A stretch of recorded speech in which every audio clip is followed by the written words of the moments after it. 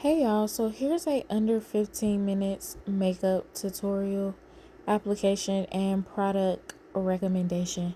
So the Elf Cosmetics Poreless Primer is one of my go-tos for creating a good makeup base.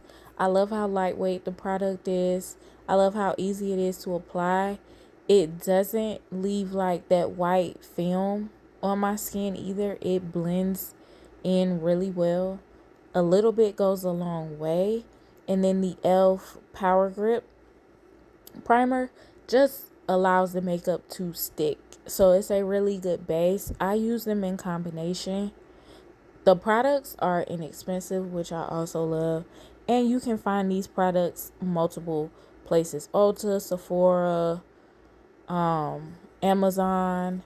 And so the Anastasia Beauty Balm in shade 13 I got from Sephora.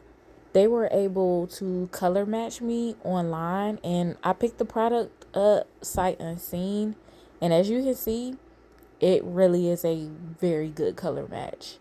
And it's very lightweight, doesn't clog my pores. Very easy to apply. It almost goes on like you would put deodorant on. So your hands don't get messy using this product. You don't really necessarily need to do a lot of work to blend it in either. However, I just like to blend my makeup in with makeup brushes. Now, I do have makeup sponges, but I don't use them much. Probably because I struggle with how to hold them in my hand for appropriate use. So, these makeup brushes I got from Amazon.com. I can't remember what brand they were. I just knew that I like the shape of the makeup brushes, because one thing I run into is not knowing which makeup brushes to use for which situation. So I'll go by the shape of a makeup brush to determine when I'm supposed to use them. So I like that this set in particular had different shapes that I could kind of test out. That some of the makeup brushes sets are, like basic, I'll say, where it's like, oh, foundation, blush, powder. And you have three makeup brushes in the set, and you kind of don't know which ones to use for which scenario. So the Huda Beauty concealer in salted caramel shade, I've just recently tried this out because I also use the Too Faced concealer in shade maple. And I love the Too Faced concealer, but because my skin kind of goes through a lighter and darker phase depending on whether it's winter or summer, I wanted to see which concealers work best in which weather for my face. So far I really liked this concealer, but the Too Faced is still always an option. I have loved all of their products. Very good color match for me. Sephora also color matched me with all of the Too Faced products, the Dior foundation. Um, just overall, Sephora is my go-to for makeup matches. The only other makeup match I've gotten recently outside of Sephora is the Il Makiage, which I was very surprised was a good match, just because buying makeup online can be very intimidating. So Sephora and Il Makiage actually got it right, and everything that they said matched actually matched. So this is one of my favorite makeup brushes from Eco Tools, just because the shape of it allows you to get more coverage when you are trying to blend in concealer and blend in the makeup under my eyes, under my eyebrows. I don't like putting too much makeup under my eyebrows, just because I feel like it kind of gives clown to me, because I do have high eyebrows and I do have like larger eyes. So that's another reason why I never really wear eyeshadow either. So this is MAC Studio Fix powder in NC45. I've had this powder for I don't know how long. It's still doing the job. It's the only powder that I really liked to add over my makeup. And I kind of do this if I know I'm going to be out in a hotter environment. I always need to use powder to kind of set my makeup and give it that matte look while also my makeup not looking too dry. Because I don't like super matte makeup. I feel like it I feel like it looks harsh or dry, especially in certain lighting.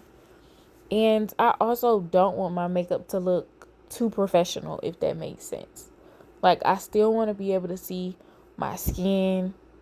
I don't want it to look too heavy. And that's overall the look that I'm going for. Lightweight makeup, medium coverage. So the Chalab Lavender translucent powder I love because I was very heavy handed with the powder products, especially under my eyes. Very heavy handed. I didn't know how much of it to apply at a time. So I would end up with that caked up kind of makeup look. And in certain lighting, you could actually see the white powder under my eyes, even though I thought I blended it.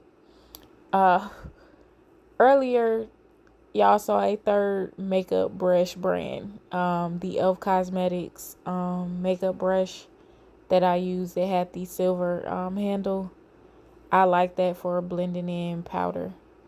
So also recently I've tried the Tier setting sprays that I saw on TikTok. So far so good with those. And then the Elf Cosmetics blush that I got courtesy of Amazon.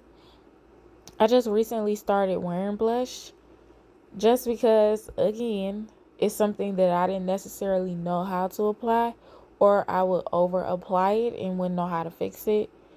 And once you kind of feel like you've messed your makeup up, I don't know about any of y'all, but it would make me want to wipe it off and start all over. And based on time constraints, I don't always have time to do that. So here's me looking at what my makeup looks like in multiple lighting settings, just because it's important for me to see that my makeup looks good in all different kinds of light. So that's why I'll try out multiple lighting settings. I'll go into another room with different lighting just to see if it's anything that, looks out of place. And this is the Tier setting spray too. There are two different kinds. One is a makeup fix setting spray, and the other one is a waterproof setting spray. And then after those kind of dry, I go in with the one size till dawn. And as I said before, this is kind of the consistency of hairspray. That's how it kind of feels, but it locks and sets your makeup into place. I didn't have any issues. I was outside with this makeup look. No issues, no problems. And my makeup lasted until I was ready to take it off.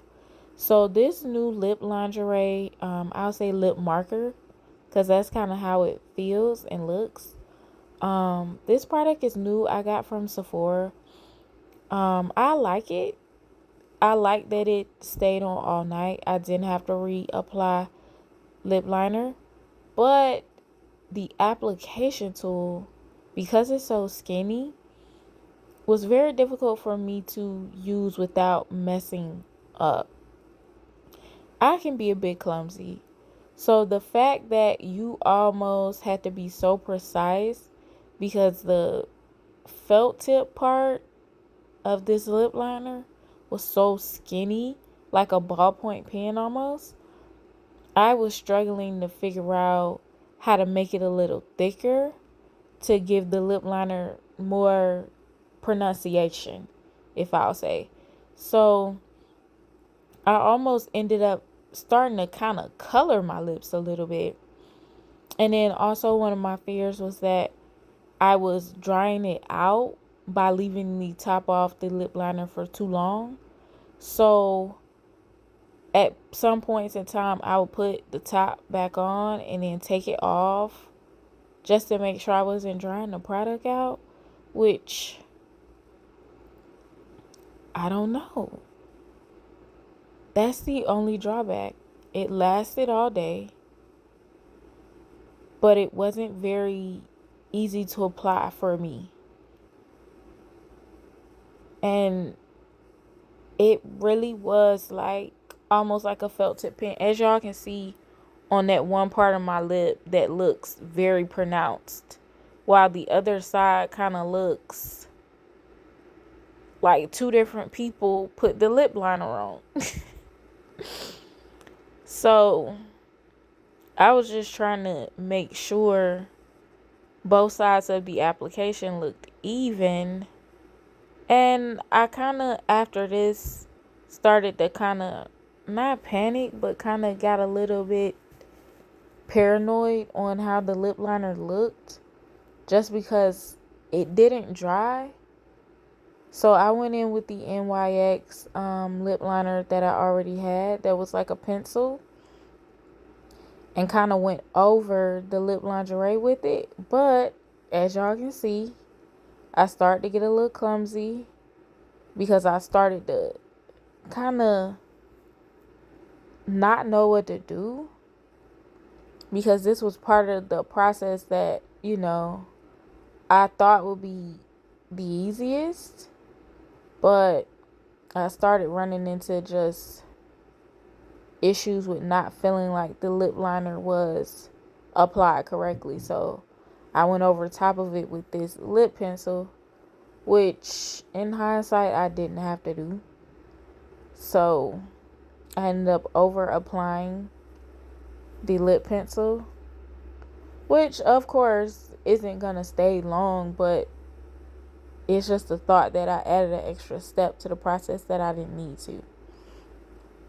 So this She Glam lip gloss from Shein that I got is actually really good. Very inexpensive. I love the shade options that they have for some of their She Glam products. Very easy to apply. It has one of those, what they say is a lip plumper, because of the application tool being that.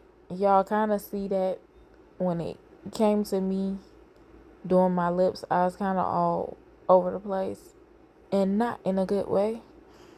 And I started kind of making mistakes.